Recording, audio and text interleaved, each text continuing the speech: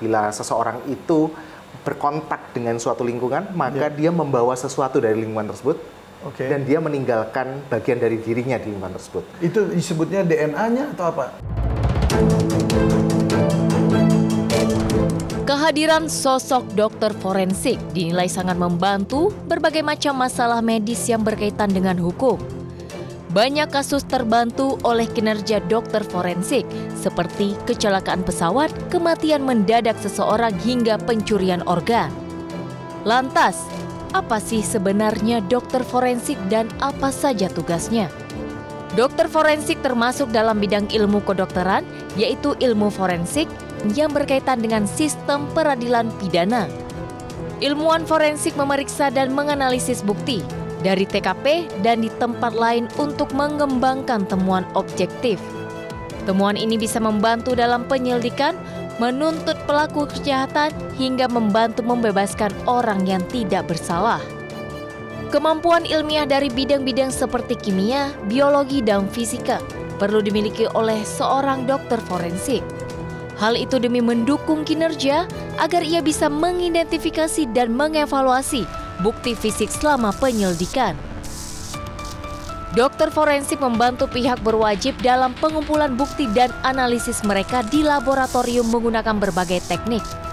Lantaran berhubungan dengan pengadilan, ahli forensik akan memerlukan keterampilan untuk menganalisis dan menangani bukti fisik dari TKP dan menulis laporan, serta memberikan kesaksian di pengadilan. Ahli forensik melakukan beberapa pemeriksaan terhadap orang yang masih hidup maupun jenazah menurut tuntutan tertulis dari kepolisian atau instansi lain. Hasil pemeriksaan yang digunakan ini disebut dengan visum et repertum.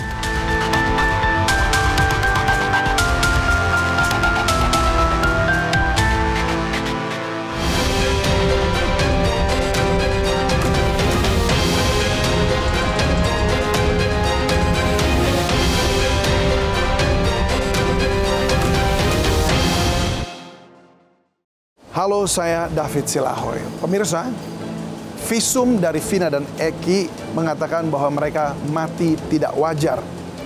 Namun kemudian dalam visum et repertum juga tidak dinyatakan secara gamblang apa penyebab kematian dan apakah itu memang pembunuhan atau itu kecelakaan.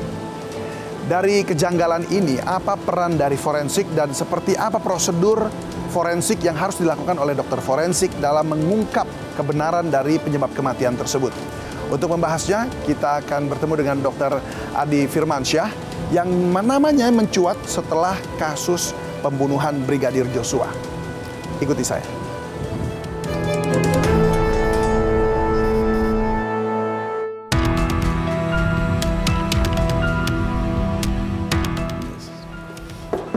Halo dokter. Ya. Waduh, apa kabar dok? Apa kabar, selamat?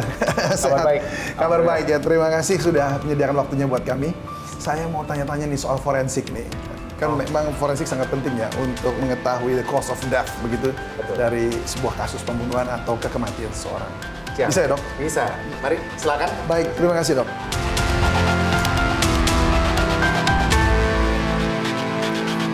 Dokter Ade, terima kasih sekali lagi ini untuk waktunya.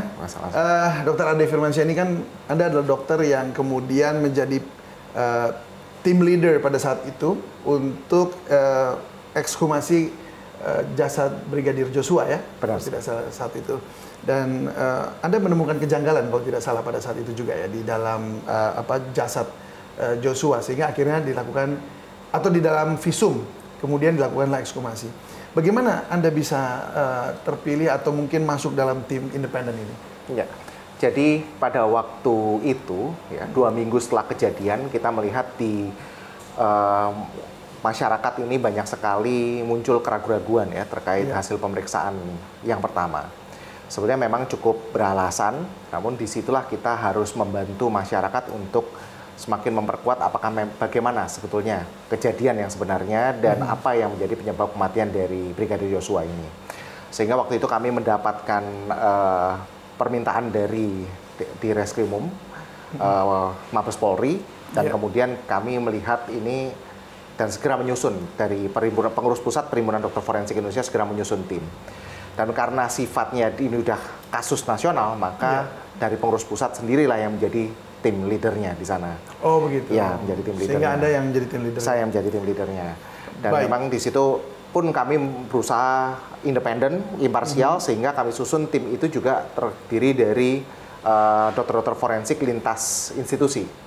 Oh, dari mana aja waktu itu ya? Ada dari Universitas dari Padang ya, dari Padang Sumatera Barat, kemudian ada dari Universitas Indonesia, kemudian dari Bali, Sanglah, kemudian ada dari RSPAD Gatot Subroto. Oke, waktu itu Ya. berapa orang? Waktu Dan itu? UNER satu lagi ya. Oh, UNER ya? UNER. 6 orang jadinya totalnya. Iya, dan 3 orang penasehat, guru-guru besar forensik sebagai Wow, penasehat. lengkap Ya. tuh semua di situ ya. Dan tapi ini memang begini, forensik ini kan dalam beberapa tahun terakhir ini, apalagi khususnya pada saat kasus Brigadir Joshua juga ya, Ya. ini mencuat begitu. Peran forensik sangat penting sekali begitu ya. Tapi sebenarnya seperti apa sih dunia kedokteran forensik itu sebenarnya, Dok? Ya, kedokteran forensik ini memang kita berawal dari pemeriksaan mayat. Ya. Akarnya adalah patologi forensik, yaitu pemeriksaan terhadap tubuh mayat untuk menentukan penyebab kematiannya. Berkembang dari sana ternyata tidak hanya penyebab kematian harus didukung dengan adanya sebuah mekanisme dari tubuh yang merupakan akibat dari kekerasan tersebut, sehingga berujung pada suatu hal yang fatal dan meninggal. Kemudian kita berkembang menjadi, kita mengetahui dari gambaran-gambaran perubahan tubuh karena kematian itu, maka kita berkembang ilmu tanatologi yang bisa kita aplikasikan untuk memperkirakan waktu kematian. Lebih lanjut lagi, ternyata gambaran-gambaran spesifik pada tubuh jenazah maupun pola-pola luka yang lazim ditemukan pada suatu kejadian-kejadian tertentu bisa kita sumbangsihkan untuk memberikan petunjuk sebetulnya apakah ini suatu kematian yang wajar, tidak wajar, apakah ini suatu pembunuhan, bahkan sampai ke alat ataupun alat apa yang digunakan untuk melakukan pembunuhan. Itu perannya di sana. Ke depan ini juga kita semakin memperkuat dengan mencari bukti-bukti asosiatif ya. Baik itu asosiatif terhadap tersangka, asosiatif terhadap lokasi, ataupun asosiatif terhadap waktunya. Nah, seperti itu. Jadi kita periksa misalnya ada bercak darah, ada bercak cairan tubuh lainnya, ejakulat, air liur, ya itu kita cari untuk mengasosiasikan pada orang ataupun yang bisa menjadi seorang tersangka atau memang orang tersebut berada di lokasi tersebut pada saat tindakan pidana. Berarti itu terkait dengan si jasad tersebut ya? Ya. Orang tersebut. Kalau apakah seperti ya, mungkin kalau kita lihat di film-film mungkin ya, ada juga soal ini bahwa di sekitar pun kita bisa meninggalkan jejak gitu. Apakah termasuk dalam forensik atau bukan? Ya, jadi kita bagian dari forensik adalah kita memeriksa bagian tubuh ataupun sisa-sisa atau sampel-sampel biologis baik yang ada di tubuh jenazah maupun yang tertinggal di lokasi. Ya, misalnya kita menemukan ada itu memang suatu prinsip ya, prinsip dari Lockhart di mana bila seseorang itu berkontak dengan suatu lingkungan, maka dia membawa sesuatu dari lingkungan tersebut. Dan dia meninggalkan bagian dari dirinya di lingkungan tersebut. Itu disebutnya DNA-nya atau apa? Itu bisa bermacam-macam. Bisa dengan kita bisa cari DNA-nya, bisa cari rambut ya, ataupun air liurnya yang ada di sana. Jadi prinsipnya adalah ketika kita berkontak dengan suatu lingkungan, kita meninggalkan bagian dari diri kita di dalam lingkungan tersebut, maupun kita mengambil sesuatu dari sana. Nah, itulah yang harus diperiksa oleh dokter forensik. Ya. Benar-benar makanya TKP itu tidak boleh disentuh siapapun sampai forensik itu harus steril. Ya, steril. Tapi termasuk keringat nggak itu? Di situ bisa dideteksi juga? Bisa ada bercak-bercak keringat ya. Oke, baik. Dok, ini berarti ini penting sekali ya. Artinya memerlukan kerja banyak orang juga. Mungkin nggak cuma satu orang dalam satu kali TKP begitu ya. Betul. Berarti ada tim juga. Nah, tapi sekarang ini sudah berapa banyak sih dokter forensik yang ada di Indonesia? Iya. Kasusnya banyak sekali nih, Dok. Iya.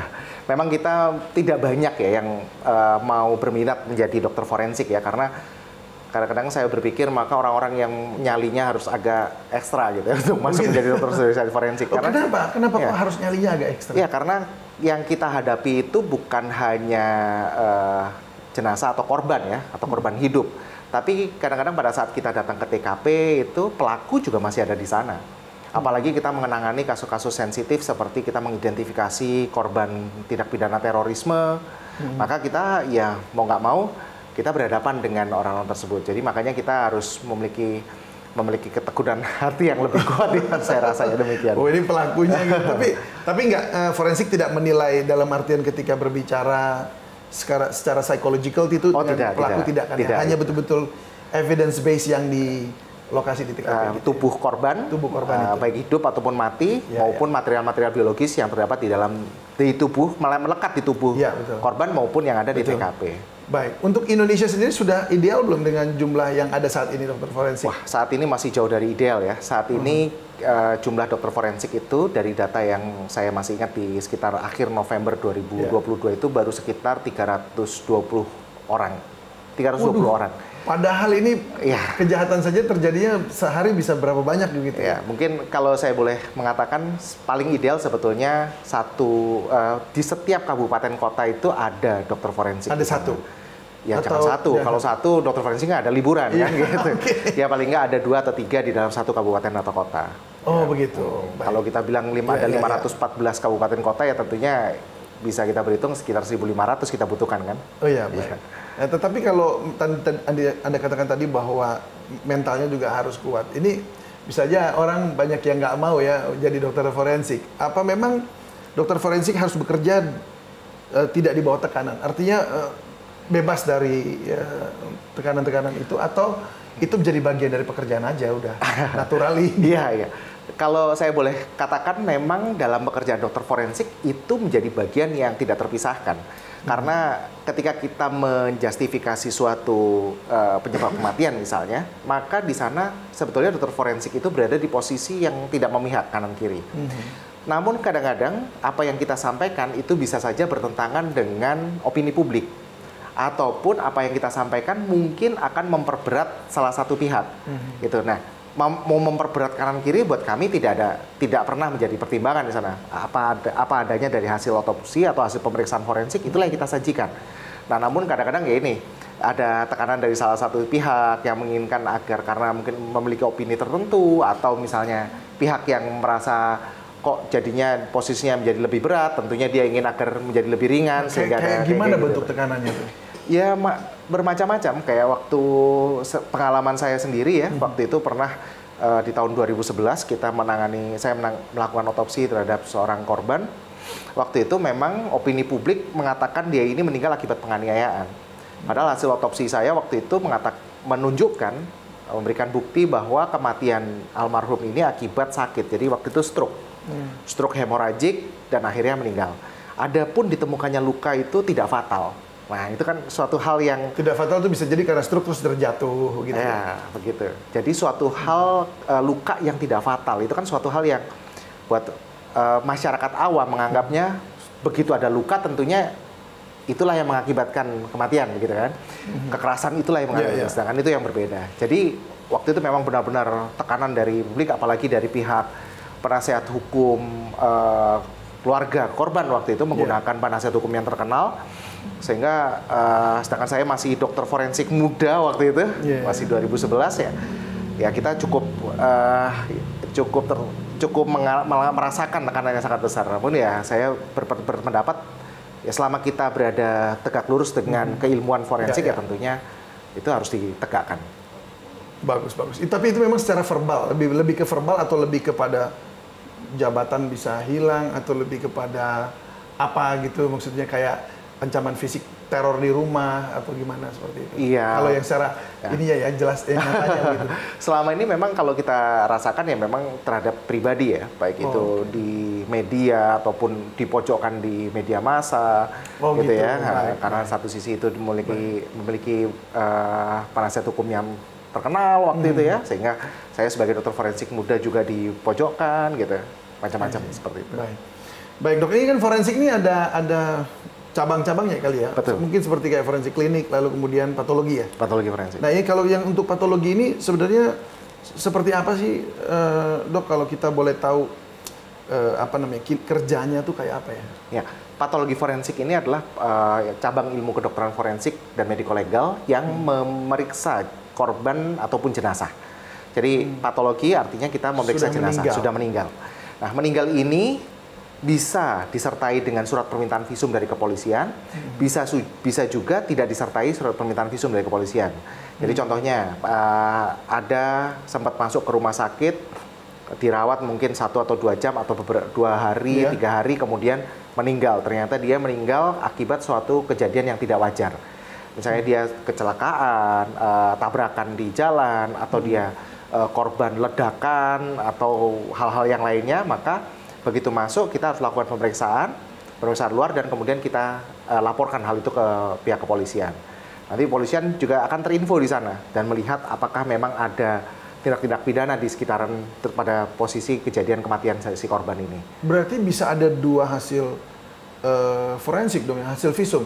Maksudnya ketika dia masih hidup kan forensik klinik. Betul. Tapi terus kemudian pada saat beberapa jam kemudian dia meninggal. Ya. Nah, jadi yang dipakai yang mana? Dua-duanya dipakai. Justru disitulah menunjukkan kenapa luka atau kekerasan yang terjadi pada tubuh korban ini begitu fatal hingga akhirnya menimbulkan meninggal. Dan setelah meninggal, tentunya harus kita lakukan pemeriksaan luar dan dalam. Kita otopsi untuk menegakkan kembali, menegaskan ini yang bahwa kejadian kematiannya itu memang diakibatkan oleh kekerasan itu, bukan oleh hal-hal atau sebab-sebab lainnya. Dan itu harus dilakukan pada saat kematian itu baru saja terjadi atau bisa dalam beberapa waktu setelah? Ya. Pada prinsip pada pemeriksaan kedokteran forensik itu adalah kita berhubungan dengan material biologis. Material biologis itu akan mengalami perubahan waktu. Luka yang tadinya awalnya berwarna merah, dia akan menjadi berwarna kebiruan, ungu, kebiruan. Setelah 5 hari dia berwarna kehijauan dan lain sebagainya. Sehingga di situ yang akhirnya kita harus segera. Jadi time is essence di sana.